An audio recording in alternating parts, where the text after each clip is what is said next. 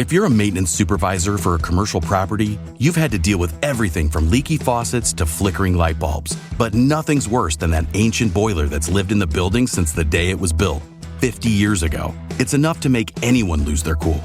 That's where Grainger comes in. With industrial-grade products and dependable fast delivery, Grainger can help with any challenge, from worn-out components to everyday necessities. Call, click Grainger.com, or just stop by. Grainger, for the ones who get it done. At your job, do you ever have to deal with a nose roller? How about a snub pulley? Well, if you're installing a new conveyor belt system, dealing with the different components can sound like you're speaking a foreign language. Luckily, you've got a team ready to help. Grainger's technical product specialists are fluent in maintenance, repair, and operations. So whenever you want to talk shop, just reach out. Call, click Grainger.com, or just stop by. Grainger, for the ones who get it done.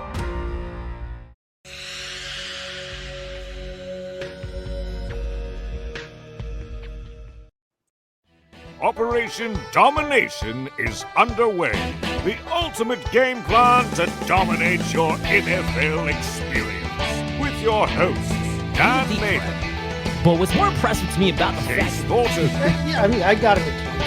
Chris Dowhouse. Get him, Chase. Get him, Chase. And Adam No, LaRue. not necessarily, but it's the same as... Don't hope to win. Be great and dominate. Woo, we're back at it again here in Operation Domination, live on this Thursday night at 8:30, baby. Thanks for checking us out live on our YouTube channel. Make sure you check out Fantasy Football Advice Network at FF Advice Network on YouTube and everywhere else on social media. You can also download and follow the Operation Domination podcast on your favorite podcast app. We're available to you everywhere. We're a little bit light in the crew. We should hopefully have Chris in a few moments. We do have Chase here. Adam's on vacation. It is June after all. But we got a great show in store for you guys here today, talking about the AFC North, continuing on our team profile series as we transition out of dynasty football into your redraft leagues. A little best ball sprinkled in here and there. And today's show has a very special guest that we need to introduce. And now, the moment you've all been waiting for, the Mr. Fantasy Expo himself, the author of the Fantasy Football Consistency Guide, the one, the only, Mr. Bob Long! Wow. My wife doesn't even get that excited to see me. That's damn impressive. You don't get your own entrance music, just walk into the bedroom. Can you give me that recording so I can play that every time I come home? I absolutely can. We can get you an easy button. That was easy button. We could get that recording for you as soon as you walk in your room. Turn that over. I'm just gonna play it on my phone and hold it inside the door as I walk in from work. It's great to see you, man. Thanks for taking the time to come on. How you been?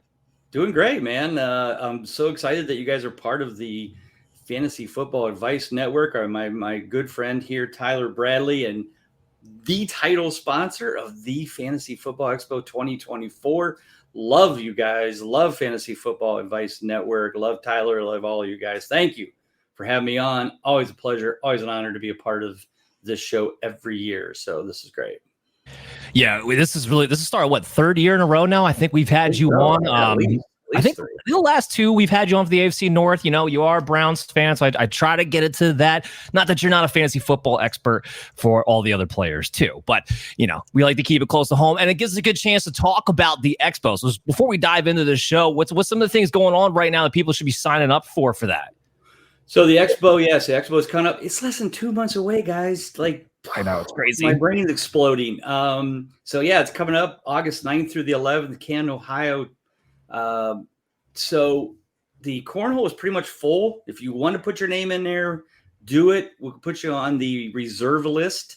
But yeah, that filled up pretty quick after my last email. We still need a bunch of teams though for flag football. So get out there, find some teams, put your name out there, use hashtag Expo Flag to get people to recruit you. We can have up to 16 teams. I think right now we're only at 6. Now, I never panic because everybody kind of puts these together last minute. That's fine. You got time, but you also don't have time. So, get a team, put it together. Let's get it rolling. I think there's some room still left in the poker tournament with our good friends from Football Guys, Drew Davenport, Joe Bryant. That is Friday at 1:00. For those who come in early, it's a great time, great atmosphere. Plus, I think you could win, some prizes there. Get a bracelet, it's like World Series of Poker, but not as cool. No, it's super intense. I was there last year. Yeah, the first time we have these guys from the tour join us, we'll know it's become that cool. But anyway, for now, it's still a lot of fun, especially if you like to play Texas Hold'em. That's happening, of course. But just get your tickets. The DoubleTree sold out, but there's still a lot of great hotels very close. Most things are at the Hall of Fame Village this year. We still just have the downtown Friday night party, but everything else is at the Dome, or at the stadium or somewhere on that campus. So it's not that big a deal if you get a hotel right up the highway. It's probably even closer than being from downtown. So check all that out. Go to thefantasyfootballexpo.com to get your tickets. We won't sell out, can't sell out. We can get 5,000 people if we want, but get your tickets, get it reserved. Time it'll go quick. Next thing you know, it'll be August 1st and we'll be ready to shut down ticket sales. So get them, just get reserved now. Get everybody fired up. Can't wait to be there. No, I can't wait for you. I'm going to be at the poker tournament again this year. I'm super excited for that. And on Saturday, you guys have something extra going on. You have the betting expo part of this now for this year. So something else people will be able to check out on Saturday and Sunday. Yep. Sports betting Saturday from 11 a.m. to 3 p.m. 4 hours of the best experts in the country on sports betting. Every topic you can think of, from parlays to prop bets to just sports betting 101, responsible gambling, all the great stuff you want to hear about. So that'll be for 4 hours on Saturday. Of course, we have draft night out with Seth Woolcock and the guys from In Between Media. We got the flag football tournament. We got the cornhole tournament. Saturday night party sponsored by Green Gridiron. If you haven't seen those custom helmets that they're making, those are fantastic. Get one of them for yourself. Lots of great stuff. And then, of course, sports fantasy football Sunday, 10 a.m. to 4 p.m. on Sunday with, again, all the great topics. All the people will be there. All the top names in the country will be around for the Kings Classic weekend as well. So, yeah, it's a lot of fun. A lot of great folks. Can't wait. And then you'll be seeing us work at the Fantasy Football Advice Expo booth that Sunday as well. All right, so we got a lot to get into in this AFC North, but the Expo is a big deal. We wanted to give that a nice shout out. We do have quarterbacks to talk about, and of course we'll go this through division. The AFC North is really stacked with a lot of fantasy relevant quarterbacks. Now at the top, I don't think we're gonna have too much discrepancy, but we do have a little bit of a gap between, I say a little bit of a gap between Chase and Bob here right on the show. Lamar Jackson coming in, and Lamar has been a top 5 quarterback pretty consistently year over year because of his legs. Bob, you have him right at 5. Chase, you have him at 1. Not quite enough for me to make a showdown out of this, but Bob, why do you have him down at 5 there to kind of level out the top tier of quarterbacks? Well, I know this is going to shock you all, but it's all about consistency. And in this case, the lack thereof. Because Mr. Jackson last year, if I may be so bold to call him that, was ranked 12th at only 63% consistency on the year. So, yeah, 4th in total points looks great. But when not even barely over 60% of the games, he's earning more than 18.5 fantasy points to help your team, I'm not so sure I'm that dead set on that much excitement of him 5th. Now, I could have moved him farther down, but I just feel like, okay, bounce back year, you've got new, there's just a lot of things coming together. With Derrick Henry being there, now they've got a strong running back that allows Lamar to do some more RPOs, maybe get some more rushing yards. So I'm giving him a little bit lower level. I'm hoping he'll get back to his 70-75% consistency that we've been used to. But that's why I have him 5th. Okay. Yeah, I'm more in line with who you are, Bob. I have him right there at 4. But Chase, you got him up there at number 1, superseding Josh Allen, superseding Jalen Hurts, superseding Patrick Mahomes. What's going on? You think he's doing a flashback to 2019?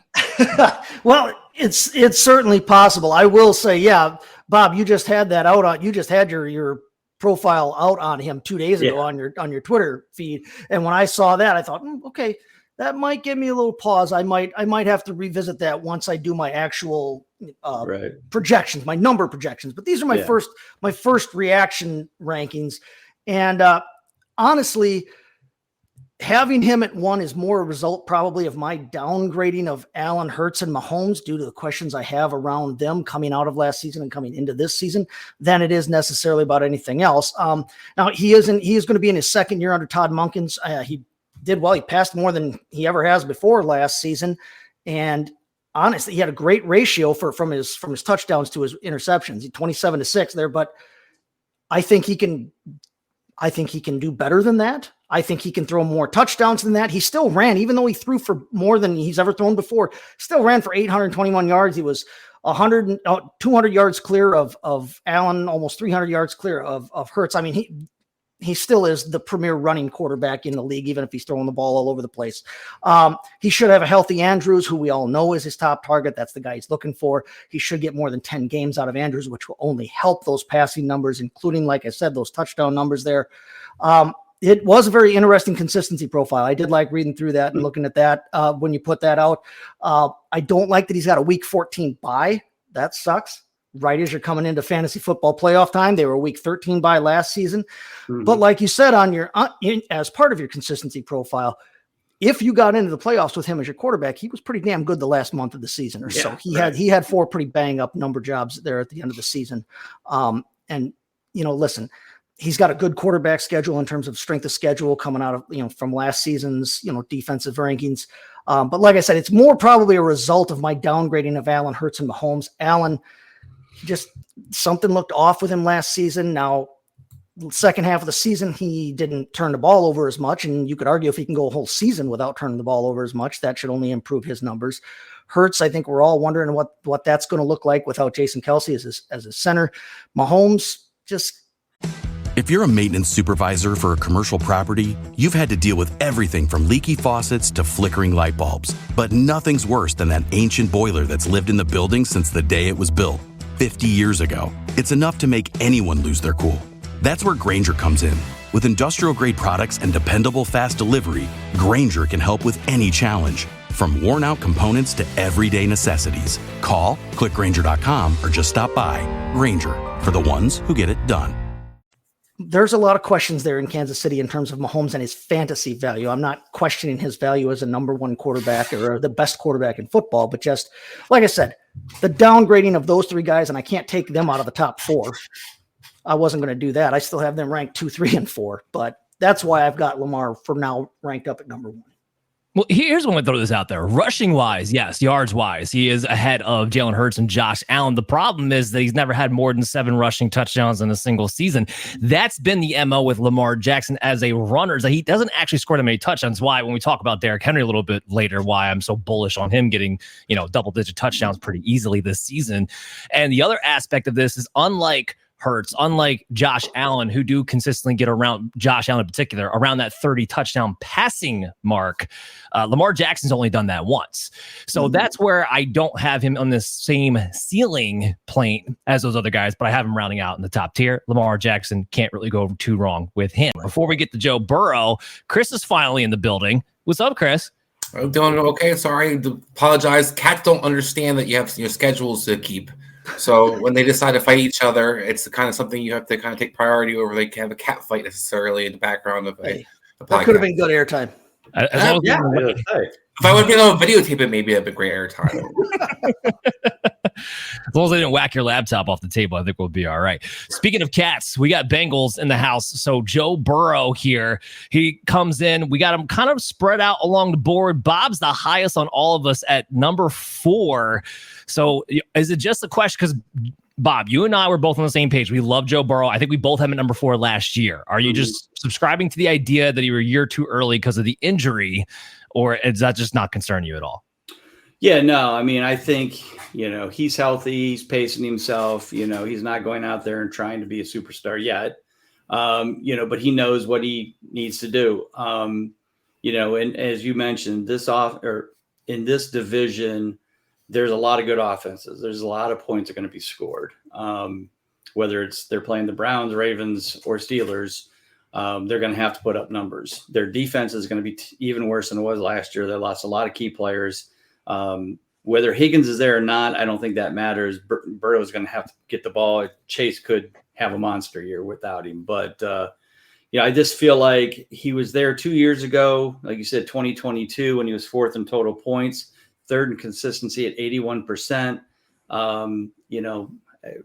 I just feel like that's the spot for him for now, unless somewhere in preseason he tweaks that wrist again and now we have problems. But for now, I'm good with him at the 4 spot. But the cool thing is that his ADP is like quarterback 7, pick 58. So that's the thing is I have him ranked there, but I can still draft him in round 6 or 7 or around 6 after I load up on running backs and wide receivers. So that just makes it that much easier. Well, and that's a very important point that I think you make there is that there is a difference between what someone has somebody ranked at and where you should be drafting him at. You shouldn't draft him at the number 4 spot. What Bob's pointing out there is he likes him a hell of a lot more in the ADP. So if you want to jump in front of that and grab him, maybe you should for those reasons that he just listed out. Again, guys, rankings, don't be a ranking slave. Chris, you have him down at 9. So are you just a little bit more concerned, or is it just, look, I'm reflecting, baking in the risk that has been the injury bug for him over the past couple of seasons or so, but do you think he still has a high ceiling? Yeah, I think it's kind of the combination of things that you're saying, Dan. I think I look at the volume as a concern that, this isn't a guy who's going to use his legs necessarily to run. When he had that good season, he talked about when he finished 4, he rushed for 5 touchdown rushes that year. 5 touchdown rushes for Joe Burrow isn't necessarily the norm moving forward. I think you're going to see him using his legs less and less as the injury concerns are something that he's trying to avoid and make sure that didn't happen. We kind of saw that happen with Tua, last year where he stopped running completely because he was worried about being injured. So I have concerns with Joe Burrow's upside. You need a lot of volume to consistently because, I have Bob on the show because I love consistency. But I think it's really hard to consistently bank on those throwers, getting you those 300 yards, those 2-3 touchdowns game in, game out, especially when you have concerns about what the weapons are going to be, what do you have available for you? Is there going to be some timing issues? That's that offense. I know Joe Burrow was injured starting the season. It was pretty bad to start off at the beginning of the season. So it's a lot of concerns that I still have to see answered before I can be confident Joe Burrow's going to finish higher than 9. Here's what I will say. The 2 years that Burrow actually played all the way through, both times, 34 and 35 touchdowns passing thrown. I've talked about this ad nauseum already and will continue throughout the summer. When you have a pocket passing quarterback who goes over 32 passing touchdowns, they are a real candidate to be a top 6 quarterback. That's just the marker. It's just how it seems to have worked over the past 5 years in particular. So Burrow, of course, fits that mold. And then I think there's a little Dak Prescott going on. We're going to talk about those running backs a little bit later, but with Zach Moss and Chase Brown, I don't think that's that indifferent from Zeke Elliott and Rico Dowdle down there in Dallas. And the whole reason we kind of like Dak is because the volume might be insane. Would it shock anybody if Burrow's putting up 38 to 40 pass attempts a game? It would not shock me. So from that standpoint, too, that's where I think the ceiling comes into play. I do have him ranked at 9. I got to see him get through a training camp first before I can go ahead and just pull the trigger on him as the top 5 quarterback. But both arguments I like on both sides. There's one guy that we are pretty much all the same on. We either have him ranked at 21 or 22. It's a far cry. Some people hate him for off the field issues. We try to stick to just fantasy football outlooks here. So DeShaun Watson, he comes in. Chase, you got him at 21. Is there any hope that we get any kind of old DeShaun Watson performance, or at least maybe a little fantasy cheat code who's getting drafted as a low end QB2 now? I don't think we're ever going to see that top 3-4 type guy that he was several years ago. I think that ship has sailed. However, we did see a couple of flashes last season. He definitely had flashes last season where he looked better than the year before. Year before he was still just getting back into football shape. He hadn't touched the field in 2.5 years. I'd been dilly-dallying too much with his masseuses, but he had a couple of games over 20 last season. He started to look a little bit like a fantasy relevant quarterback, at least.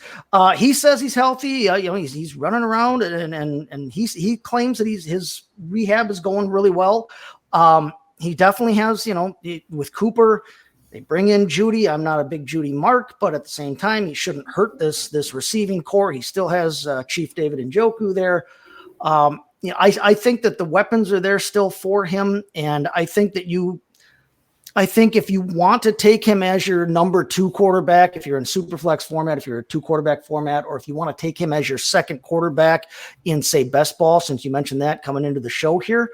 Yeah, I mean, we could see weeks where he pops off. I mean, I don't think he's ever going to look like the 2019 version again, or whatever, from a couple of years ago where he was challenging for MVPs and that, but he's worth a shot as a QB2. I'm not going to put any more faith in him than that, unfortunately. Yeah, I mean, so this is your team, Bob. What do you think, man? I would like to hope that we'd all get a happy ending out of this, but I'm not sure we will. Thank you. I'll be here all week. Yeah. I think what bothers me the most about Watson over the last couple years is his just lack of just poor attitude. When Burrow was hurt and he sat on the sidelines with the team, tracking the game, following the game, helping Browning, DeShaun Watson was sitting up in the stands, or up in the booth or the boxes or whatever. That's a difference. I'm not saying Watson may not have the physical tools to get it done, but I think what it comes down to is the mental capacity. And does he really he's got his money. It's guaranteed. He doesn't care. Can he prove that he does care? I hope so. I'd like to see it happen for the sake of all Browns fans everywhere. But I mean, I think, that defense proved that they can hold their own. Obviously, they have a great running game, and the sooner Chubb gets back, the better, but they seem to hold themselves okay with that. It comes down to Watson in the passing game. If they can be a viable weapon, then the Browns have a shot. If DeShaun just, plays a few games, tweaks a hamstring, and decides to sit out for 6 weeks, then we're back to, Jameis. I guess we're Jameis Winston now, not even Joe Flacco. To be honest with you, from what I've seen in camp, Winston seems to be pretty fired up about being there and wanting to be part of this team. He's done some videos and some cameos and stuff locally that he's fired up. And I'm like, you know what? Watson doesn't get his shit together in the first 4 weeks. I toss him out, let Winston have a go at it, man. Get somebody in there, wants to win, wants to be, a champion, not what. And do we really have any doubt at this point right now, based on what we've seen from Watson the last 2 years? Do we have any doubt that Winston could give you similar to Watson right now, physical tool wise? If he gives us Joe Flacco, we're happy, right? And yeah, we know. The guy threw for 5,000 yards when he had just the gig. Joe Flacco for 9 or 10 weeks. He might throw a few dumb interceptions. I don't know. He hasn't been a full-time starter in a couple of years. But, he certainly has played pretty well in the past, But I just want somebody that cares. I want somebody that wants to win. I want somebody that wants to go out there and put his best on the field to win, not just I'm out there to get $250 million. And that's what I don't see out of DeShaun Watson. It's not a tools problem. It's an attitude problem. Yeah, I don't disagree. And kind of to that point, right? So he comes off the suspension, and everybody expected to be rusty, and that's fine. Yeah. But the problem, I think, really comes down to the first 6 games of last year were pretty much identical to the first 6 games that he came back from. So he had a whole offseason, comes back, had about 1,100 yards, 7 passing touchdowns, 6.5 yards per attempt, a 60% completion percentage, 4 to 5 interceptions. And that was pretty much identical from the first 6 weeks to the last 6 weeks of the year before, when he supposedly had an all offseason to get better. So to kind of illustrate that point, that is an issue. It is an issue. Right. DeShaun Watson still runs a little bit. Yeah. So maybe fantasy purposes, he'll be a streamer from that standpoint, but it's not looking great. Chris, help me out with this question with the Pittsburgh Steelers. Russell Wilson, Justin Fields. Does Wilson hold on to the job all season long? He's expected to be the starter week long, but does he hold on to the job all season long? You're flipping up questions me only, Dan. But Justin Fields, I don't know if he's going to keep this job or not. Russell will keep this job all year. I think there's a good chance it's probably going to happen because it's the Pittsburgh Steelers. We talked about this when this first kind of went down. I'm devastated for what happened to Justin Fields. I think that he's better than people give him credit for. I think when people spent their second pick on for Daniels is the same thing you're going to get in Justin Fields. But anyway, I look at what happened. Russell Wilson got basically guaranteed this job as soon as he got traded to Pittsburgh. Everything I'm hearing, Mike Tomlin made him the guy. He put him in a quote-unquote pole position thing, but it was already basically guaranteed. There was already reports out from Pittsburgh coming that he was going to be the starter this year. And from watching the future play that they had in Pittsburgh and how hard it was for Mike Tomlin to make a change in any kind of capacity, whether it's a coordinator or a quarterback, I have very little faith adding Arthur Smith to this equation, where his quarterback guru, that they're going to play the best guy they should. So I do think Russ is going to be the guy, because I think Pittsburgh's going to be good enough to be in contention most of the year. Unless he gets injured, I think there's going to be really hard for Justin Fields, who I think is more talented and should be the starter, to get on the field and be able to show that. Yeah, you know what? I was going to say Justin Fields is definitely going to start at some point, but you do make a good point. The Steelers are always in contention. As long as they're in contention, they may not rock the boat. So I don't disagree with you on that. That as long as he doesn't get hurt, it may just be, unfortunately, I think Russell Wilson all year long with Arthur Smith, who I'm really not looking forward to the Steelers offense. We got more to talk about it on those soon.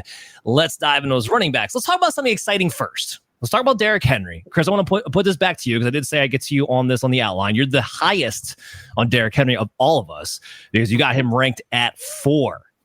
So what makes him elite this year?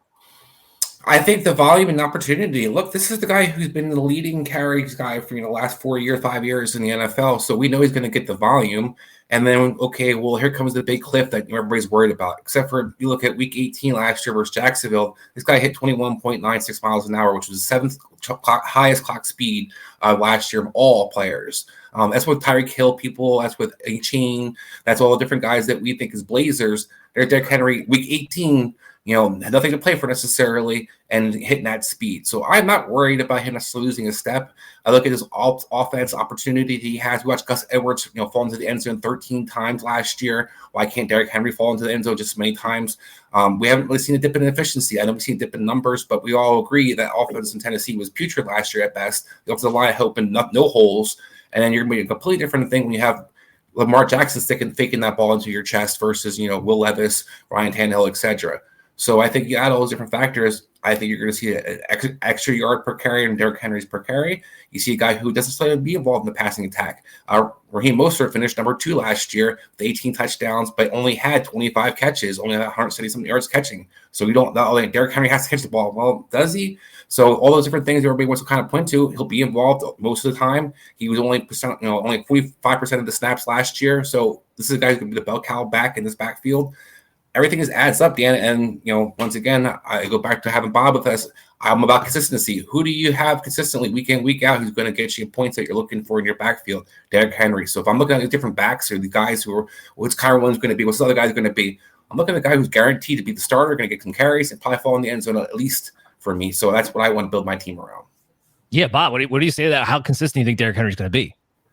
I mean, so the last 3 years, last year was his worst year, probably at least the last 4 or 5. I know the last 2 for sure. He was 65% consistent, which ranked him 13th amongst running backs, 9th in total points. But he was behind one of the worst offensive lines in the league, one of the worst offenses in the league, Will Levis at quarterback. Now you put him with Lamar Jackson, a much better offensive line, if not one of the better ones in the league. That's why I'm going to have it 7th. But again, as we talked before on Burrow, you don't have to draft him too early. I mean, right now his ADP is RB11 at like pick 30. So think about it. You could draft Christian McCaffrey and get him as your RB2. Folks, I would love drafting wide receivers at the beginning of the draft. But man, if I could get those 2, I literally don't think I could be able to stand up for a while. Yeah, that opens up the philosophical question, right? That opens it up because everyone is trying to pound wide receiver early. Right, maybe hero RB in that first round, and then don't bother taking another running back to the 7th round. But if you have McCaffrey or Bijan or Brees, are you really going to sit there and pass on Derrick Henry in the 3rd round, which is potentially where he's going to wind up in your drafts? I don't know that I could. No, I can't. I haven't been in that situation yet. I've only done a few drafts and I've been in kind of in the middle, so it really hasn't fallen that way. But yeah, I mean, I can't imagine being there and having Henry be at the 2-3 turn and go, yeah, I'll do that every day. Yeah, that's what it feels like for me too.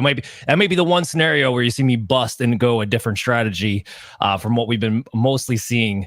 But Chase, let's go to you. Let's talk about this Steeler backfield, this headache of a backfield. We know it's going to do well. This is the only thing about Arthur Smith we know is going to produce. The backfield is going to produce. Figuring out which one here is the key for everybody. So we got Najee Harris, we got Jaylen Warren. Now Najee ADP is going a little bit higher, but they are pretty scrunched together as of this moment. So which one would you prefer to own at cost? Right now, Najee Harris at ADP RB20, Jaylen Warren at ADP RB27. At cost? Chase, real quick, don't forget Arthur Smith hates fantasy owners. I know, yeah. I should be remember my mantra, forget Arthur Smith, FAS, baby. No, listen, I've got Najee ranked 29th. I've got Jaylen ranked 35th. So actually, Jaylen Warren's going more about where I've got Harris ranked. So at cost, I'm probably more likely to end up with Warren. But between the two, I think Harris ends up getting you more fantasy points this season. I think we, people forget that this is not necessarily a backfield situation that has to be Harris is the pounder and Warren is the pass catcher. Najee Harris had 94 targets is a rookie campaign. I mean, this is a guy that can catch the ball as well. And we, of course, Arthur Smith coming in, who the flip knows how he wants to use anybody here. You said they're going to produce at cost. I'm probably more likely to end up with more shares of Warren, but I do think Harris is the one to own in terms of getting you more points. It's just, do you want to pay that number 20 price for a guy that we don't really know if he's going to end up at number 20 or more close to where I have him as a running back 3 in the lower 20s? So the Arthur Smith answer is Cordell Patterson. I'm going to say that the same thing. So let's all draft Cordell Patterson. You'll find some way to use Calvin Austin in the backfield or some stupid shit like that. Yeah. Bob, who would you rather have, man? A few weeks ago, when I actually put out the guide, there was actually a bigger gap between Warren and Harris. It was like 30 picks. Now it's down to 18. In the book, I said Warren was my man because it was 2.5 rounds later, right? Now that it's a little closer, I'm undecided. But here's what I will say on behalf of the defense of Najee Harris. They didn't re-sign him. They didn't give him his 5th-year option. So guess what he's motivated to do? He's motivated to produce because he sees a contract somewhere. May not be with the Steelers, but it's going to be somewhere. If he produces, he gets paid. I like players that are in that situation. Jaylen Warren is a youngster who's also going to get paid at some point too. But, and so again, I haven't been in a draft where I really have even looked at either one of these guys yet. But I'm not totally down on Najee Harris. I'd rather have him as my running back 3. That's for sure. Yep. And Warren as well. If I can get one of those two as my RB3s, well, let's say I do the McCaffrey, Henry, and then wait a while. And then I get 3 wide receivers. If I'm looking at Najee as my RB3 or Warren as my RB3, yeah, I feel a lot better about that. Or, put him in a flex or whatever. But I'm not as like I said before, I was about Warren, but now it's a little bit closer. Now I'm kind of like, I could go either way. It just depends on how the draft plays out. Yeah, I've been very much on the Harris train from the get-go. I have him ranked at 22. I got Warren back at 35. So a little bit lower than ADP when it comes to Harris, but I'm significantly lower than ADP when it comes to Warren. I trust the prototype that is Harris with Arthur Smith more. He tends to favor those bigger backs, especially in the red zone. And Bob, you brought up the great point of, I do think the fact that he's going to be a free agent this year matters. One, they don't care if they use him up. They're not going to bring him back anyway. And we've seen that play to the benefit of running backs in the past. I also like to point this out because I feel like people have forgotten about this. Harris was the RB9 from weeks 9 to 18 in the second half of the season last year. Like, this is not a washed up. This is not a Josh Jacobs takers were questioning how efficient can you be. He was still producing like a really good running back with terrible offensive coordinator play with Mason Rudolph as the quarterback. Like, I'm not big on Russell Wilson. I think he is cooked, but he's definitely better than Mason Rudolph. I'm not going to go that far. So from all those standpoints, I am going to pay up more. And now your point is actually closer gap anyway. Pay up more for a Najee Harris than wait on a Jaylen Warren, because the Jaylen Warren is the type of guy I look at Arthur Smith and go, I don't know. Maybe he'll use you in the passing game. Maybe he won't, because this is Arthur Smith that we're talking about here. But I think a good conversation to have there. We have a similar one going on with the Browns now due to different reasons, because we don't know exactly where Nick Chubb is going to be. Guys, just going to put a little shout out here. I think the last week of July, we're going to have Dr. Brian Scott on. We're going to talk about all the major injuries for all the teams going into the training camp. So make sure you tune in for that. Nick Chubb definitely going to be a big part of our conversation. Now, with us guys who aren't medical experts here, we have to kind of make the best of what we can when we're projecting this out from a fantasy standpoint. Chris, I'm going to throw you a curveball here and go with you real fast. Nick Chubb, Jerome Ford, would you rather take the shot on Nick Chubb, who is ADP RB30 right now, or would you rather go ahead and take Jerome Ford, whose ADP is RB38 a little bit later, or would you want both? I don't really want both. I don't want to invest necessarily that much in that backfield, because don't forget, Foreman also signed for that team who I think is the best back fit in the backfield until Chubb gets healthy. I would take the shot on Chubb, Dan, because I think this is ultimately. I think these guys are going to rotate their backs in Cleveland depending on the injury situation with Chubb. If you're looking for a guy that had for a home run swing in a sense, I'm going to go Nick Chubb, because you expect that maybe towards the end of the season he could be fully healthy, maybe hits his stride. You're saw 3 or 4 good games for you. You go into the playoffs and you're feeling good about yourself on an RB1. While you look at Jerome Ford, as the season progresses, there's a good chance he might be benched, might have somebody else phasing in for him, as you saw Kareem Hunt kind of stealing more and more touches as the season progressed, especially the valuable touches in the red zone. So I think this team's going to kind of continue to use different backs in the backfield. Like I said, they don't seem to really essentially throw with Jerome Ford. So I'm not just going to go after Jerome Ford. Nick Chubb's the guy that I won't go out of my way to get, but if he falls to me in the right value, I'll take my home run swing with him. Okay. I mean, look, it's going to be tempting because he's going to fall. He's going to fall, and especially in your home draft leagues, he's definitely going to fall into a value. Yeah. When you're in the backyard, I deal the same thing with the Packers. I don't get Packers on my rosters.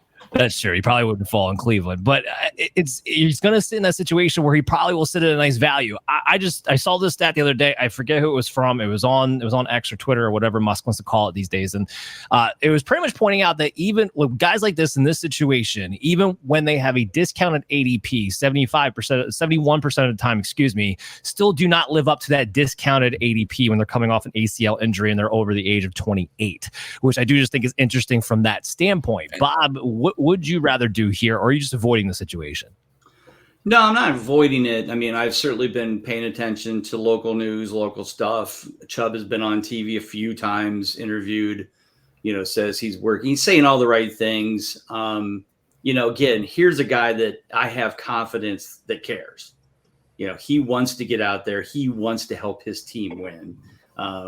He's not packing it in or playing the, oh, woe is me card. Again, now I looked, so the ADP I've been using is NFFC, which is, more higher stake guys. And his ADP there is like 35. Now that getting close to RB3, RB4, again, gives me a little bit more confidence in getting him a little bit later, using for maybe the second half. I don't want anything to do with Ford, only because if the Browns thought Ford was that good, they wouldn't have went out and got Deontay Foreman and Nyheim Hines, obviously. Granted, depth is depth, but Deontay Foreman's he's a bruiser. So there's your touchdown guy. And Nyheim Hines is your pass catcher. So what is Ford doing? He knows the offense obviously better, but I don't really want to touch Ford at this point. And for that reason, I just feel like I'm not too sure what they're doing with that trio, and they may just rotate people in, and Ford doesn't really have. I don't think he's going to have the same fantasy value as he had last year because there was nobody else but him there. So, go ahead, Chris. I was just going to say one thing to also consider. If Chubb winds up starting off the season on the pup, maybe you take the swing on Chubb because now you have a roster spot. You can put your guy on the IR, and it's something else to kind of keep in mind depending on what you do. Yeah, sure. That's an excellent point. I'm going to throw this out here too. I know Kevin Stefanski is still going to call the plays, But I do think it's interesting that Ken Dorsey's the offensive coordinator here as well. And I do think that we see a change maybe in the backfield of how that's utilized. We know in Buffalo, he wouldn't consistently go to the run game. Now, again, like I said, Stefanski is still calling plays. It's still going to be ultimately his system. But I do think that was an indication that this team is trying to be a little more pass heavy to begin with anyway. So if you're not taking a shot on Nick Chubb, and it might be a committee, I don't know how much I care about the backup running backs. Speaking of more splits here, we got the Cincinnati Bengals in this one. So we have Zach Moss right now. He is going ahead, of course, of Chase Brown. His ADP sitting somewhere at RB 27, and Chase Brown sitting somewhere around RB 33 as of the moment. I am not big on Zach Moss. Okay. First of all, I know he had a nice little stretch one with the Indianapolis Colts, and it lasted for about 4 games, and it was all wonderful. And it's the only time we've ever seen Zach Moss do anything of note. And I think he came back down to earth when he had his second stint when Jonathan Taylor got hurt later on in the season, when he had to replace him between weeks 13 and 15. And in those 3 starts, he went back to, I'm super inefficient. 2.56 yards per carry, 3.86 yards per target. It was RB 34 on a points per game basis during that stretch. And just outside of those starts with the Colts, this is a guy who's lost his job, even when healthy, to guys like Devin Singletary, who is a serviceable back, but is not a stud. It was supposed to be given the job.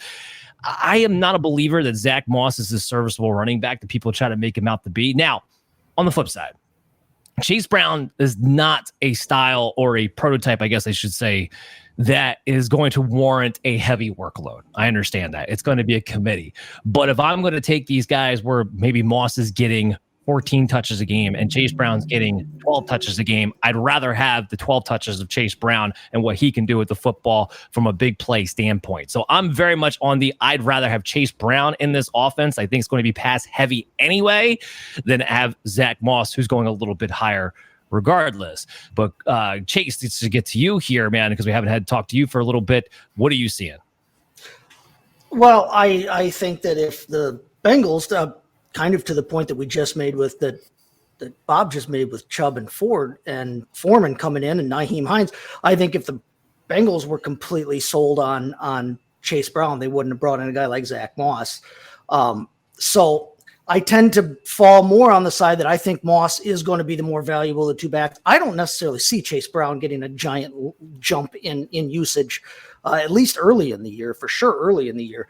I actually have Zach Moss ranked ahead of his cost right now. So, kind of like we talked about with a couple of guys earlier, I can wait. I can jump on him earlier than cost and still get him later than where I have him valued at. So I'm probably more apt to go for Moss, whereas I have Brown ranked right about exactly where he's going, and right about at consensus there in the late 30s. I just don't know that we've seen anything from Chase Brown to tell us that he's going to be anything to write home about fantasy wise. Whereas if Zach Moss gets if he gets the kind of volume that I expect him to get, especially early in the year, I think he's more fantasy relevant. And I'm willing to bet that in an offense where he gets the kind of usage that Joe Mixon was getting per se, he can be at least a running back too. So I'm willing to bet on that.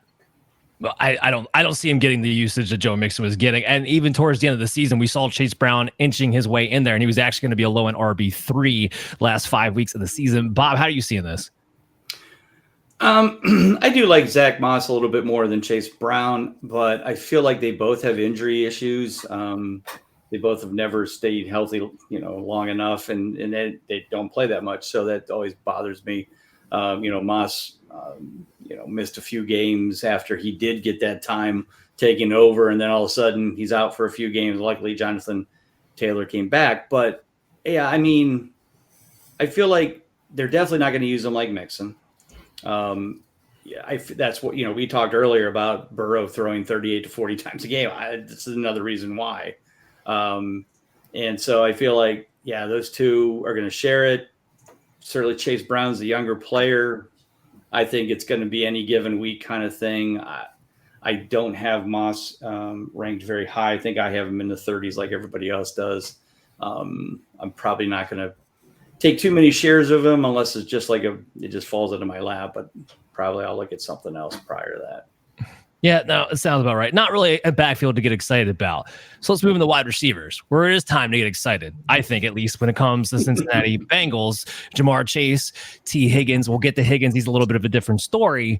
But with Jamar Chase, there's one thing I want to know. I'm going to go back to Chase first on this one, and then Bob. There's one thing I want to know about Jamar Chase. Are they going to finally use him like Justin Jefferson? And when I say that, I mean, because Tyler Boyd's out of the picture, do you line him up inside? Do you let him be that true dominant wide receiver one that gets you that extra little boost to get you on that level? What do you think, Chase? Because you do have him ranked the highest of all of us.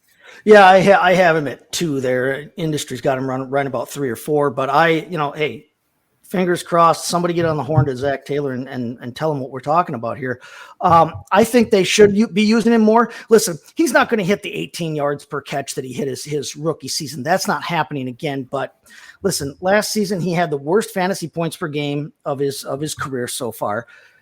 He had to fight through Burrow's injury and all the ups and downs that we had with that, with 2 injuries. Actually, the early season kind of weirdness that we saw the first 5 weeks where we had half a Joe Burrow. Then he looked great with the 5 weeks of real Joe Burrow, and then we had no Burrow, and the guy still ended up, as wide receiver 11. He's still a wide receiver 1, even with the worst season of his career, fantasy points per game wise, and all the bull crap that he dealt with last season. And he had more fantasy points per game, quite honestly, than a lot of the stars did. Debo and a lot of them did. I have him ranked over Jefferson because I'm not sold on Jefferson's quarterback situation. I need to see how that shakes out.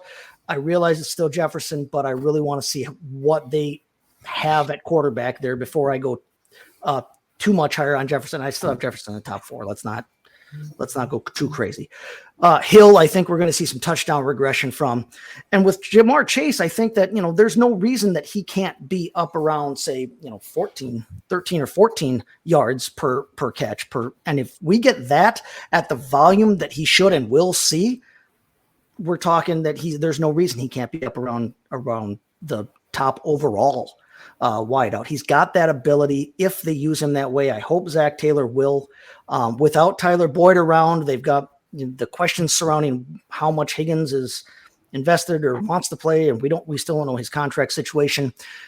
I know Jermaine Burton has become kind of the post-draft fantasy darling, or a post-draft fantasy darling, because of what he can bring to the table as a deep threat. But I really think it's Chase's show this season, and if we get any kind of semblance of health from him and Burrow, Katie bar the door, I think there's no reason he can't be a top 2 or 3. Well, let me throw this out here real quick. And I know this is a little bit of a theoretical math going on, but his pace with Burrow, which remember, most of the year wasn't playing very well because he was banged up. His pace with Burrow, 180 targets, 121 receptions, 1,400 yards, and 10 touchdowns, which would have made him the wide receiver 4 with a Burrow not playing at his peak. So it just kind of to give you an idea of where he was at before the injury, despite not seeing the best of maybe the offense could offer. So, Bob, real quick to you, when you look at Jamar Chase, what do you think? Yeah, I mean, let's just go back to 2022 when they were both, Burrow was fully healthy. Chase missed 4 or 5 games that year. But he only played in 12 games and he was 11th in total points. Yeah. He was 100% consistent, which is very rare in any position. In fact, I had him ranked as my number 1 wide receiver last year. I have him pull back a little bit just because without Higgins, there could be a lot of double teaming, could cause some problems, obviously. But if I'm sitting at the 3 or 4 spot in a draft, and if he falls in my lap, I'm certainly going to take him. But I will take him over Jefferson. I have the same issues with Jefferson as Chase does. Yeah, I have 1 spot over Jefferson myself. Chris, Bob mentioned something interesting about T. Higgins. Maybe he's not on the team. Let's just take this from a best ball standpoint real fast. If you're drafting today, because most redraft leagues aren't going on right now, if you're drafting today in June, which is when the show is dropping, when you look at T. Higgins, are you drafting him with maybe that upside in mind that he winds somewhere else, or maybe he could be the wide receiver 1, or are you drafting with the mindset that he will be a Cincinnati Bengal? I'm dropping into the mindset of the Cincinnati Bengals. We've seen this kind of play out with Jesse Bates already before. This is just all posturing over contract. I don't want to sign my deal because you franchised me. I want to extend my deal, so I'll hold out training camp. Guys do this constantly. We saw Josh Jacobs do this, for example, last year at the running back position. They'll sign their tag before the game, season starts, and then come out there. I don't think T. Higgins is going anywhere. If they were going to trade him, they would have did it for the draft. There would have been no reason to hold on to him for this year if you were going to move him now. And then you have other guys possibly on the market. So I think when you look at all the different things, T. Higgins is a guy that if I'm going to draft, I'm banking on he's not going anywhere else. And if it doesn't get traded somewhere else, Dan, the only other team I could bank he might be a receiver one could be Carolina. There's not a lot of falling spots for him to kind of walk into as a number one receiver. Well, and I'm going to throw this out there. I want to see what Bob thinks about this. I don't know if there's a difference between T. Higgins and what Mike Williams has been over the past few years. And I feel like we might be reaching that point where Mike Williams was getting overhyped constantly, even though he was really a boomer bust wide receiver 3. And T. Higgins, frankly, might be along the same lines right now. I mean, going into 2023, Higgins' ADP was wide receiver 15. Then he finishes the wide receiver 39 on a points per game basis. His best year was 2022 when he finished as a wide receiver 15. And yet he still hasn't eclipsed 1,100 yards nor more than 7 touchdowns in a single season. I mean, are we at the point where maybe T. Higgins is just an overhyped guy? I mean, I think he's a good wide receiver, maybe even a very good wide receiver. I don't think he's at the level of the elite by any stretch. He's a wide receiver 2 in real life and a wide receiver 2 in fantasy. But I think he could be, I think he can be a main starter if he would not sign and go to the Panthers and be their number one. I think he would do fine. I think he would get enough targets and he has the ability to get it done. So yeah, I think he'll be fine going somewhere else. I think he's better off being in Cincinnati because you have Jamar Chase on the other side. But I think he could be, whether he signs either one. I like where he's going. I'm doing an expert draft with the FanX expert draft right now. And I got Higgins as my wide receiver 3, along with AJ Brown and Mike Evans. So, and Dan, real quick, that. Just to throw off T. Higgins, he was banged up last year, so I wouldn't hold a lot of his stats against him, particularly at the beginning of the season. He was, but I bring up the Mike Williams comparison because he's banged up every year, just like Mike Williams has pretty much been banged up every year, and that's kind of so. As a Cincinnati team, if you're going to say that, Joe Burrow's been banged up everything in the last 2 years. So has Jamar Chase missed 5 games the previous year. So. I mean, that's really hard to kind of put all on T. Higgins. Just want to defend him a little bit. But we've also seen Joe Burrow finish as a top 5 quarterback. We've seen Jamar Chase finish as a top 3 receiver. We have yet to see T. Higgins actually finish where his ADP is going into a season, and that's kind of like Mike Williams. That's kind of been my point. So, but moving on here, because I want to get to Amari Cooper, Chris. You have him. You were tied with Adam as far as having him ranked the highest among us at 20. So it doesn't concern you that we don't have the blessing of Joe Flacco at the end of the year to boost him, or DeShaun Watson number wide receiver. No, I think that's what got me even more confident in Amari Cooper. Is when you look at his target share with DeShaun Watson, it was great. It wasn't like the guys we were talking about the tight end positions. There wasn't a sudden switch in how much targets you're getting. Actually, he got targeted pretty consistently the last 2 years, no matter who the quarterback has been. Skylar Thompson out there, PJ Walker or Skylar Thompson, same guys.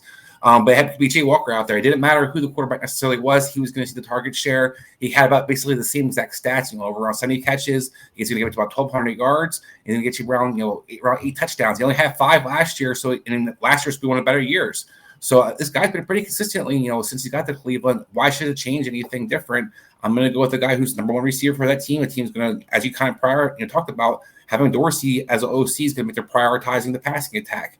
That is something they're kind of focusing on, good for good or bad. They want to kind of, play on their investment with DeShaun Watson, and they're supposedly trying to put the best things they can put around him. They're going to do a lot of spread. They're going to continue to kind of work their number 1 receiver around. Cooper gets his deal. If he's going to earn the money, we always follow the money in this show as well. So I think put all those things together, why won't Amari Cooper be what he's been in the last 3 years? Yeah, I mean, sure. Look, last year he was wide receiver 18 on a points per game basis when DeShaun Watson was the quarterback. He had 2 of his biggest blow-up games in week 9, week 10, when DeShaun Watson was his last 2 games, basically as a full-time starter at the quarterback too. So, Bob, you have it 25, so you're a little bit on the lower end here. Not that much different, but why is he more of a wide receiver 3 in your mind? There's a reason why in the guide you will note that I call him the fantasy locust. I didn't come up with the nickname. Somebody else did, Tommy Moe on Twitter. But him and I fully agreed. And here's why. Here's the last 3 seasons of where Amari Cooper ranked in consistency. 32nd, 32nd, 27th. 60%, 59%, 60%. That's not a wide receiver 2, which I get, I have him 25th, so I don't have him in the wide receiver 2. But he's not going to be on any of my teams. He hasn't, maybe a full season with DeShaun, maybe. I don't know. But with DeShaun at quarterback, it just scares the bejesus out of me. And he just seems like, be 60%. And again, if I can get him as my wide receiver 3, I'm fine with that. But I'm not going to put him on any team as my wide receiver 2. And if that's where he's going, is that late, wide receiver 2-esque, especially when you got guys around him like Devontae Smith and Zay Flowers and DK Metcalf at 22nd. And I'm like, no, not going to do it. Sorry.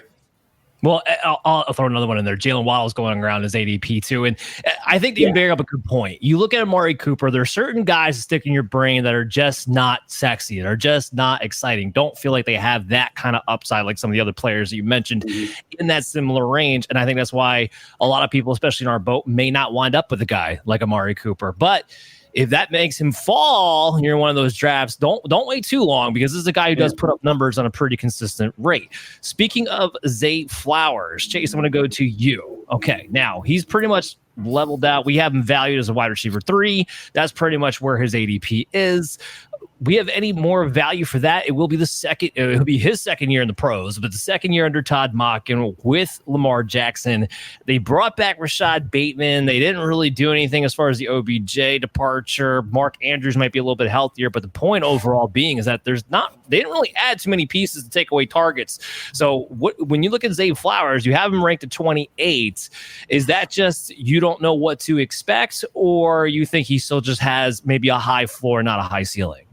Yeah, I think he's high floor, high ceiling in that, or high floor and just regular ass ceiling in that offense. I don't think he's anything overly special. I mean, you're talking about a guy that was wide receiver 31 last year in a PPR, and listen, there are targets available with Odell Beckham out of town, but how many really are going to go to Zay Flowers? How many are going to go to a healthy Mark Andrews? How many are going to go to anybody else that's there? Nelson Aguilar was actually, and Rashad Bateman is supposedly better this year, likely as well. So, I mean, I like Zay Flowers. I've got him all over my dynasty rosters, all over my 22 dynasty rosters. I've got him sprinkled everywhere.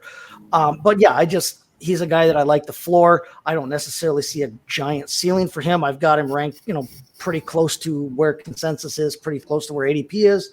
And he's a guy that if he represents the best value on the board when I'm up, I'll take him. And if not, I'm not going to lose any sleep over that. I mean, fair enough. Zay Flowers, Bob, I mean, he's the number 1 receiver on the Ravens, on the Lamar Jackson quarterback that we love so much. Yeah, I give him a little more love. I'll give you a couple reasons. Number 1, as a rookie, he was 69% consistent, which ranked him 23rd. So when you see, especially a young receiver, have a better consistency ranking than a total points ranking, that gives me a little bit of more of a warm and fuzzy. In fact, it's very rare for rookies to be even over 60% at any position in their first year. But the cool thing is that the wide receivers that do that in their rookie season seem to maintain that and keep going. It doesn't always happen with the other positions. Guys who've had their first years are like Amon St. Brown, Jefferson, Chase, it goes on and on the past. Other positions don't do that. So, Flowers was definitely a favorite, certainly has the rapport with Jackson. Now you bring in a real running game in Derrick Henry. So teams now can't, before I think they kind of stayed a little bit back because they kind of knew either Jackson's going to run or Jackson's going to throw, because we've got Gus Edwards and whatever else is in that backfield. So now you have to worry about the run. Now a guy like Zay Flowers and his speed could cause more problems. I'm not going to say I got him ranked, I'm not going to rank him 15th. But again, as one of those, if he falls, again, if I'm looking at Zay Flowers versus Amari Cooper, believe it or not, I'm going to take Zay Flowers. And right now they're side by side, 25th and 26th in ADP. It is. I would say it is interesting that he was 7th best in target separation last year. I mean, there's a lot of things when you look at for a rookie wide receiver, why you could point to and say, you know what, this should and may even be a pop. Speaking of pop, somebody that we want to see if he's ever going to pop, I feel like we might be getting into another wide receiver who might be in a little bit of the overhyped market. And I feel like he's got to break out in his 3rd year. It's time to do it. George Pickens, no Deontay Johnson. He is the number 1 guy. Does have a couple things working against him. I'm not going to not point that out. Russell Wilson, we don't know exactly what he is at this point in his career, and you're working with Arthur Smith, who refused to draw plays for Drake London to get the ball enough. So are we going to really trust that George Pickens gets plays drawn up for him to get the ball enough? Chase, you have him at 30. When you look at George Pickens, what are you thinking? Yeah, I'm thinking exactly kind of what I've already brought up earlier in the show. FAS, forget Arthur Smith. Yeah, Johnson's gone, which means that there are a metric F ton of targets available, theoretically in the offense, but this is not last year's offense. This is going to be Arthur Smith's offense with a completely different quarterback running the show. And listen, Arthur Smith, I don't think that there's going to be a ton more volume than what George Pickens actually saw last season, even with the theoretically, he's the number 1 coming into this season. So listen, he was wide receiver 30 last season. I don't see a ton of room for improvement on that for him right now. So, I mean, he's ECR 28, his ADP is ranked 28th right now in half point, leagues. I've got him right at 30. He doesn't excite me in any way, shape, or form. Well, here's some numbers that if you look at, a second-year wide receiver, kind of like we're talking about Zay Flowers, it should stick out. I mean, he was over 1,100 yards last year, 83 receptions, 5 touchdowns. He finished the wide receiver 33. And we're talking about an offense with Matt Canada and Kenny Pickett and Mason Rudolph. And it also had Deontay Johnson he was sharing targets with. So those are all reasons why I think you could craft an argument to get excited about it. But, Bob, what do you see when you look at George Pickens? The one thing I put in the guide was last year when Johnson was out weeks 2 through 5 and Pickens was the lone receiver, was the main guy getting the ball. He averaged 16.6 fantasy points a game with 75% consistent. Now, again, I get it. Total different offense. But it proved that he could be the man when he was the man. So let's hope that the team saw that. Arthur Smith sees that. Is he going to get 16.6 points per game? Probably not. But if he gets 14, 12, 14, that earns a clutch game. And, I don't think he's going to set the world on fire. But, again, as a wide receiver 3, I'm okay with that. Yes. Maybe even if you can slip him as a wide receiver 4, that's even better.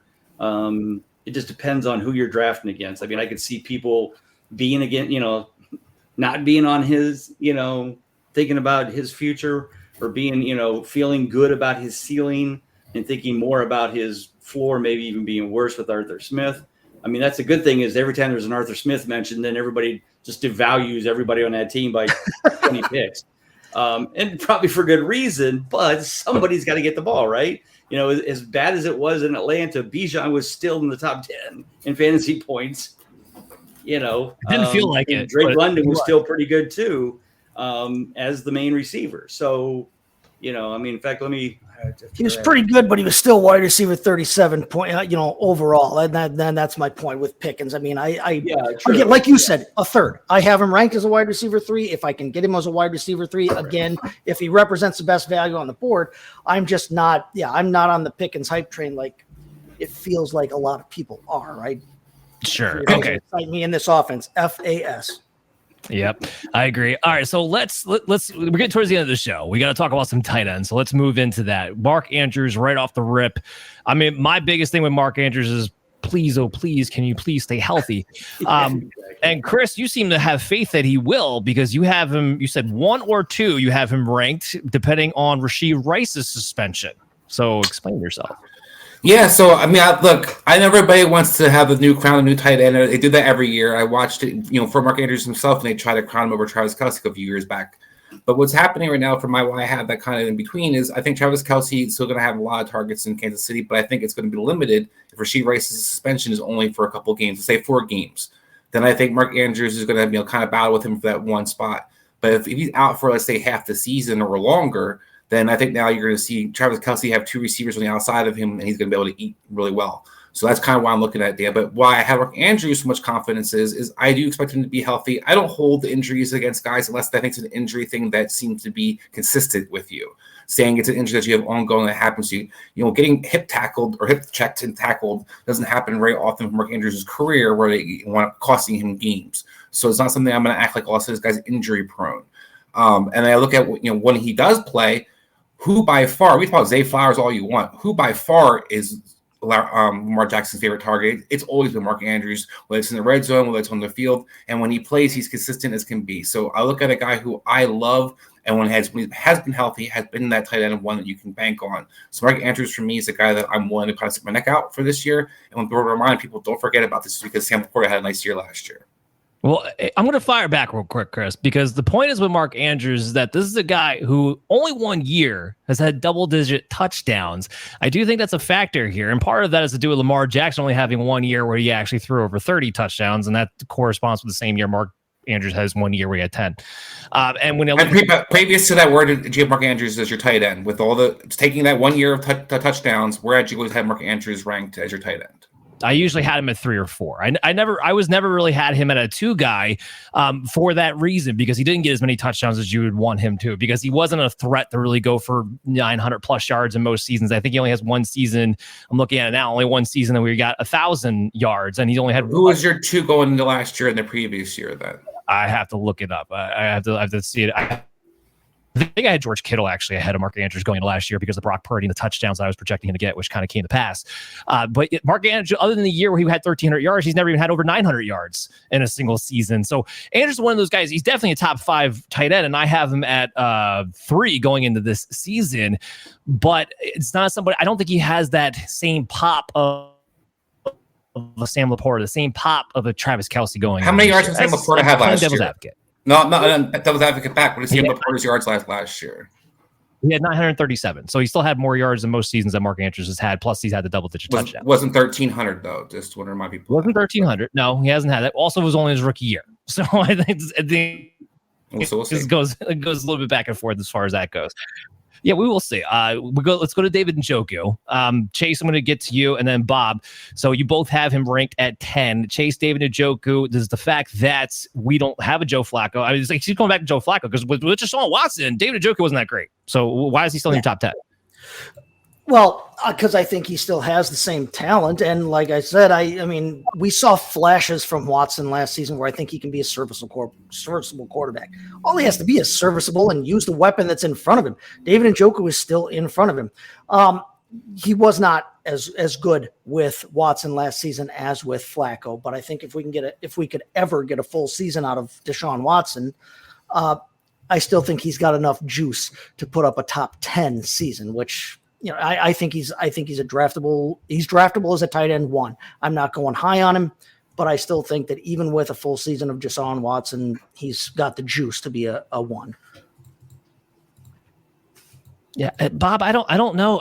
It's hard to tell. I mean, it's a small sample size, right? But with 5 games with DeShaun Watson, games with DeShaun Watson, his pace was really short. Go ahead. Right. And again, as we discussed, though, Watson didn't have any great games anyway, throwing the ball. Right. But I feel like being a top 10 tight end isn't that hard to do if you play every game. One thing I will give credit to Njoku is he's a badass. He will stay out there. I mean, the man caught his face on fire and played football the same week. That's a badass, folks. I don't care who you are. So he'll be out, you know, if your wide receivers can play every week, you're going to be top 10 in scoring. Now, you're not going to be greatly consistent, which actually Njoku was last year, but you're right. Only 2, he was 40% consistent when Watson was at the helm, where the rest of the season was without him, and he did much better. But he's still a weapon. And when you've got Cooper, Jeudy, you know, all these guys around him, somebody's going to leave Njoku open, and that's where he's dangerous, especially near the end zone. He just does a really good job as a red zone threat. So, where he's going, he's pick 101. If you just want to wait on your tight end, you don't want to get, Laporta, Kelsey, McBride, Andrews, those kind of guys. Njoku's a decent player. He was top 6 in points and consistency last year. I'm totally fine getting him that late as my starter, and maybe then I pick up a Dallas Goedert or Schultz or somebody else to pair with him. I'm good with that. Yeah, I will say the fact that he didn't perform well with Watson does seem to be baked in to his ADP right now. And maybe you pair him up with one of these guys.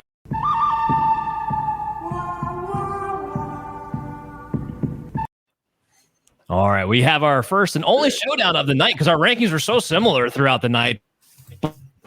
But we got Pat Freiermuth here. Chase and Chris are going to battle it out. Bob's going to be the judge of who gets to win this debate here. So, Chris, you got him at 10. Chase, you got him all the way down to 17. Chris, why are you high on Pat Freiermuth being a low-end tight end 1 in 2024? Well, I think a lot of similar reasons you guys talked about David Njoku. Look, David Njoku had a career high 6 touchdowns last year as his career high. So we're going to hold out Pat Freiermuth. His career high touchdowns was 7 his rookie year. He had 2 the previous year, and last year wasn't so great. But when you look at Arthur Smith, and this is where the Arthur Smith thing does matter, Dan, and we're actually excited maybe fantasy-wise, Bob, where maybe he goes up a little bit, somebody's chart, at least in my book, where we saw last year 1/3 of the targets were from the Atlanta Falcons were targeted towards the tight end position last year. We could bitch about Kyle Pitts. He's one of the high guys who got a decent amount of targets in the tight end position. So did Jonnu Smith. This is a historically guy that Arthur Smith loves, was a tight ends coach in his career. So it loves the tight end position, usually features them. Then you add the fact that from last year, we also have Russell Wilson adding to the offense. Russell Wilson, previous being added to Denver, was average, for the last 6 seasons in Seattle, had averaged about 21% target share towards the tight end position, and that bumped up to 25% when we got into the red zone. So it's a guy who loves to throw to tight ends and loves to throw to the red zone, previously getting to Denver. And I say that because the Denver whole situation, tight end position was weird. It was going to be Dulcich. They had different coaching staffs. They rotated different guys in and out. So people are going to talk about, the target share from the tight end position last year and hold that against Russell Wilson. Historically, Russell Wilson usually features the tight end position. He usually does throw the ball in the middle. And that's what Arthur Smith likes to do as a coach, put those things together. And then he's healthy. As Bob said, basically, if you're out there and you're healthy, you're a top 10 tight end option, and Pat Freiermuth to me can be that guy. A little more upside. Okay. All right. Compelling stuff. Chase, why do you get him down at 17? Okay, well, let me start this off by saying, once again, FAS. Listen, I know that Arthur Smith likes the tight end position, and we saw it last season that he liked his tight end position. He just kept throwing it to Jonnu Smith, and when he had Kyle Pitts available, listen, here's the thing, though. Pat Freiermuth, as an athlete, is not Kyle Pitts or Jonnu Smith, not even close, okay? He's prototypical size for a tight end, but he is not the athlete. He's not the speed that Pitts is, or even that Jonnu Smith is. So let's just get that out of the way for one. For two, listen, there's certainly an argument to be made that Freiermuth could end up being the number 2 target on this team. With Johnson being gone, we know there's a ton of targets available, but it's not a given that he absorbs all those targets from Johnson. Like I said, the running backs could get some of those. Who the hell knows what Roman Wilson's going to be? I'm not overly hyped up on him either, but here, listen, Pat Freiermuth was tight end 29 last season. Wilson, despite what Chris just tried to tell us, Wilson is not a kingmaker for the tight end position in fantasy football, okay? Russell Wilson liked throwing to the tight end position when he had future Hall of Famer Jimmy Graham as his tight end. Other than that, his tight ends have been largely irrelevant from a fantasy standpoint. And yeah, we talked about the situation in Denver the last 2 years. I don't see this being anything to write home about for Pat Freiermuth. I definitely don't want to worry about him as a wide receiver. I'm not drafting him as a tight end 1. Okay. His career fantasy points per game are 8.4 fantasy points per game. Okay. Which would have put him outside the top 12 last season. That puts him at tight end 16 last season if he had hit that. And he didn't hit that last season. Even before last season, which was his worst of the 3 seasons, he was only hitting about 9 something per game, which still puts him outside the top 12 in terms of a fantasy tight end. If you like getting 7 or 8 points a week out of your tight end, go ahead, draft him. I'm not drafting him as high as 10. And at 17, I'm pretty close to right in line with consensus on that as well. Chase, I'm not excited about Arthur Smith in this offense. I'm not excited about Pat Freiermuth as a player, period. So going into real quick question, going into last year, David Njoku, how high had he finished previous to going into last year? And that's your number 10 this year. So I'm sorry. Yeah, but David Njoku isn't playing with Arthur Smith either. And I think he's a much, much better athlete and much better weapon than Pat Freiermuth ever is. All right. Well, let's get Bob in here. Bob, decide and give your thoughts. So here's what I'm gonna talk about both sides. Let's throw out last year. Last year was a complete joke. I even said, I don't know how Kenny Pickett had Freiermuth in the middle of the field all the time and never threw to him. He was 2 for 12 in consistency, ranked 35th. But 2 years ago, he was top 8 in both total points and consistency. Played all 16 games. But 3 years ago, he played all 16 games and ranked 13th and 17th. So I feel like there's two different Freiermuth with two different offenses. So I have him ranked 15. So I'm kind of in between you guys. I feel like right now, and there's been a lot of hype. I don't know if you've seen it lately. Freiermuth came out, talked to the press. Oh, I'm so excited about this offense. Arthur Smith's going to just make me into a god. Of course, it's preseason. If I had to decide, I probably would lean a little bit closer to Chris than Chase, but it's very close because he's been on both sides. He has to get better than last year. That's a given. Can he be top 10? I don't know. I think there's too many better tight ends than there was 2 years ago. You've got Laporta, you've got Trace McBride, you've got more people filling those upper gaps where before it was basically Kelsey, Andrews, Kittle, everyone else, maybe TJ Hawkinson. So I feel like I'm leaning a little bit towards Chris just because I think it'll be a little bit better closer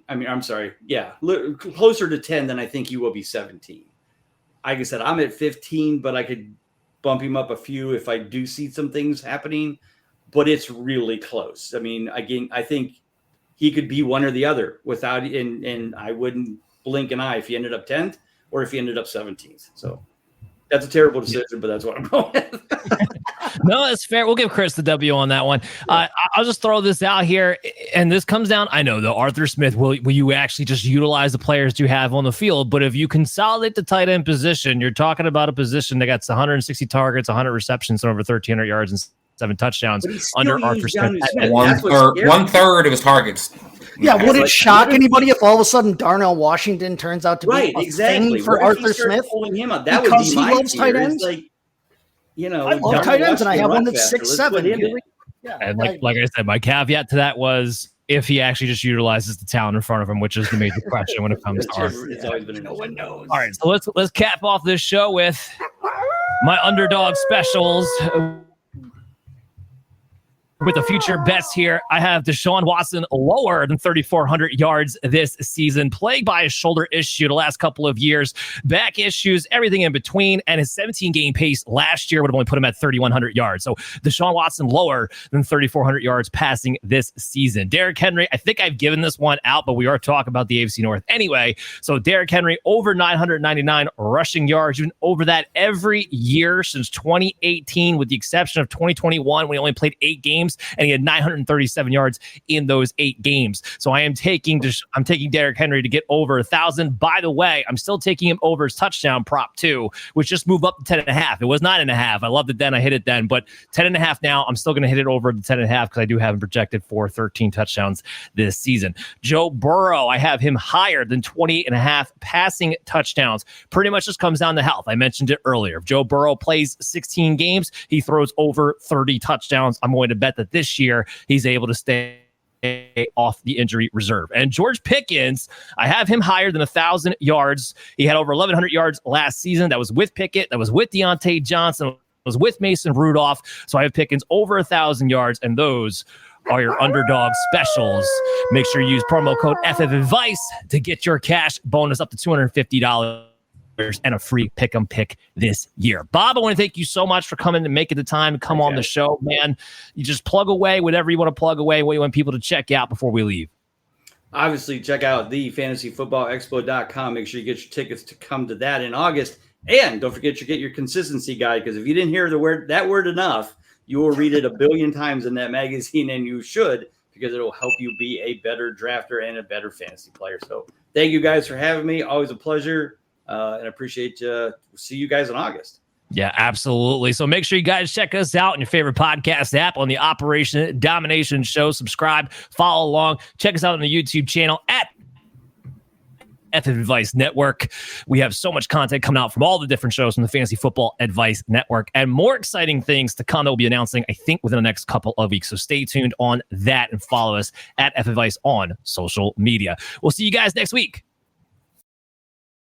Hey there, I'm proud to say that Underdog Fantasy is the newest sponsor of our show, and it's my favorite place to play fantasy games. No waivers, no trades, no lineup settings, just best ball for season-long drafters all year long. And you gotta check out Pick'em.